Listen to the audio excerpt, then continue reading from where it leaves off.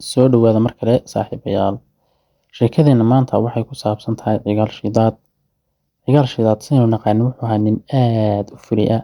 Haddaba sheekadan ayaa waxay la magac baxday Baraarkii iyo Cigaal shidaad. Cigaal shidaad waa ninka halkaasi taagan hadda. Baraarkuna waa kaa ka shisheeya ee daaqaya. Ninkan cigaal shidaad hadda waxa uu ku jiraa salaad oo baraarkiisa isagoo eeganaya ayuu wuxuu galay salaad. Ninkan waa nin aad u fuli ah oo geyiga Soomaalida caan ka ahaan jiray. Haddaba bar waxaan eegaynaa baraarka yar ee uu la joogo iyo dhibaatada ka raaci doonta cigaal shidaad. Cigaal shidaad isagoo ku jira salaadii ayaa waxaa yaacay baraarkii oo weliba dar Ilaahay iskaga yaacay.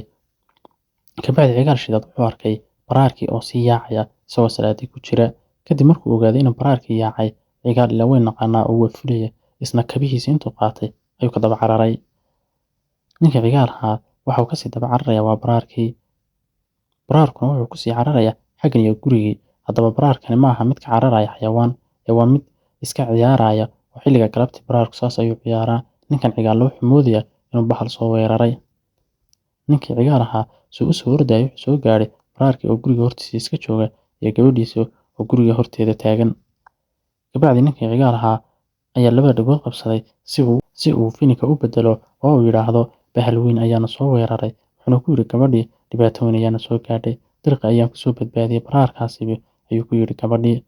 "Oo maxaa ku dhacay?" bay ku tiri gabadhii. Kadibna wuxuu yiri waxaan aragnay bahal aad u weyn saa awgeed baraarkii waa kan iga soo horreeyay anna waan ka daba imid markaan bahalkii soo dilay. Kadib gabadha intay saa u eegtay ayay ku tiri anuu cigaalow waan ka ogahay ee waxaad la soo carartay ma aha baraarka.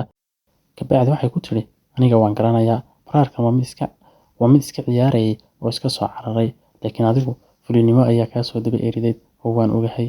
Gabadhii markaa way ku caddaysay sheekadii oo waxay tiri cigaalow fuli ayaa tahay wax ku soo eriyadayna ma jiraan. Kadib ninkii cigaal ahaa intuu iska fadhiistay ayuu yiri miyaadna arkaysay?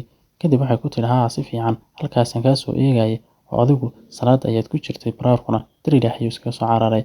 Ee cigaalow mid samee fulinimada noocana waa lagaaga wanaagsan yahay. Ninkii cigaal intuu dhakada xoqday ayuu yiri waayahay insha Allah waan is adkeyn doonaa.